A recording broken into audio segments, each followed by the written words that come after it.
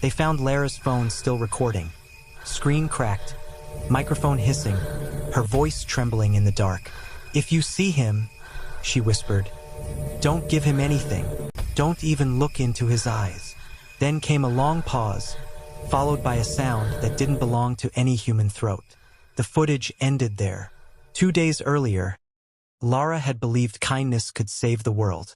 She ran a small YouTube channel called Kind Hearts, where she filmed herself giving food and small gifts to strangers. Her intro was always cheerful. "Hey guys, let's make someone's day better. Don't forget to like, comment, and subscribe if you believe kindness matters." But that belief would destroy her. That night, while filming near the old bridge, Lara noticed a beggar no one else approached. He sat alone under a flickering streetlight, motionless. His clothes were shredded, his face hidden beneath matted hair. When she got closer, she froze, his eyes completely black. "Sir?" she called softly, stepping closer. "Do you need food or money?"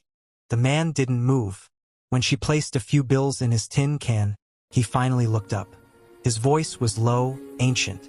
"You shouldn't have done that." Lara laughed nervously. "Why not? It's just money." He smiled faintly, showing cracked teeth. "Kindness isn't free. It always takes something in return." Her camera caught the words perfectly. "That's creepy," she said, forcing a grin. "But okay. Hope your night gets better." Before she could turn, his hand shot out, gripping her wrist. His touch was ice. "You've given more than you know," he whispered. "Now it begins." Lara jerked away, heart racing. But when she looked again, the beggar was gone. The tin can lay empty on the ground. At home, she couldn't stop replaying the footage.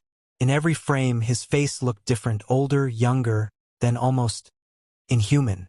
For a second, his reflection in a shop window turned toward the camera long after he'd looked away. "Chris, come look at this," she told her roommate. He squinted. "Glitch, maybe?" "Chill, Lara. You've been editing too long." "I'm serious," she said. "He said something about kindness taking something back." Chris smirked. "Then don't give next time."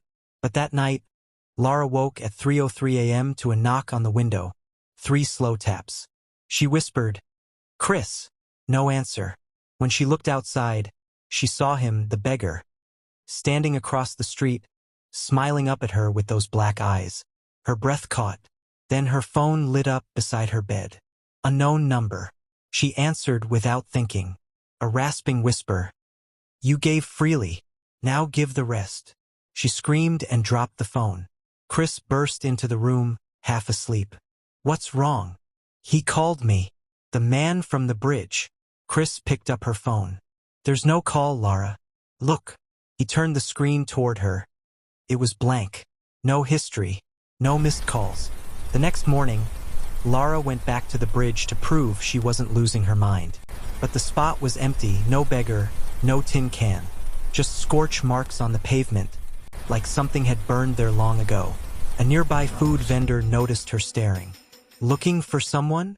"Yeah, the man who usually sits here. Thin, old, black eyes." The vendor's face paled. "Lady, that man's been dead 10 years. Died right here after the shelter fire. They said he cursed anyone foolish enough to pity him." Lara's hands shook. "That's impossible. I saw him last night." The man crossed himself. "Then you've been marked." That evening, Lara recorded a new video. Her voice unsteady, her eyes tired. "Guys, something strange has been happening. If you've ever helped someone and felt something wrong afterward, comment below. Please tell me I'm not alone." She uploaded it but got no sleep. Around 2 a.m., the doorbell rang. Once, twice, then silence. Lara checked the peephole. No one there. She turned and screamed. The beggar stood inside, behind her, grinning. "You shouldn't have shared the curse," he said. "It spreads with attention." What do you want?" Lara stammered. He stepped forward, his skin cracking like dry earth. "You believed in kindness. Now you'll understand its cost." Chris burst in with a baseball bat. "Get away from her!" He swung through the air. The beggar vanished. "What the hell was that?" Chris shouted. He was right there. Lara cried, trembling. They packed to leave that night. Lara refused to stay another minute. But when they stepped outside, every streetlight flickered off at once. The city fell silent. Then, out of the shadows, came dozens of figures. Beggars, homeless people, all with the same black eyes.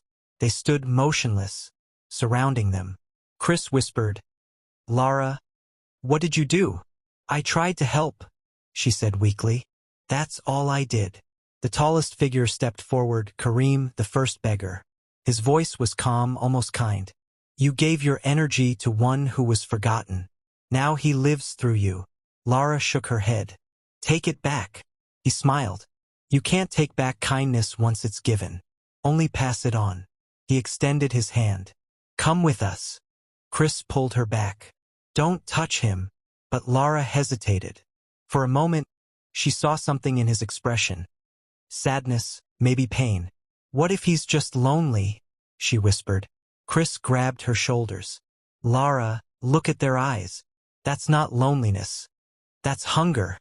The figures closed in. Lara screamed and pressed record on her phone. The last thing the camera captured was her whispering, "If you ever meet a beggar with black eyes, don't give him anything. Kindness can curse you." The footage went viral a week later. People argued if it was real or staged. But every viewer noticed one strange thing. In the reflection of Lara's window, a second face appeared beside hers. The same black eyes, the same faint smile. And the video description had been edited to say, "Be kind. Always. He's watching who doesn't." If this story chilled you to the bone, like, comment your thoughts, and subscribe for more tales that test the boundaries between good intentions and dark consequences.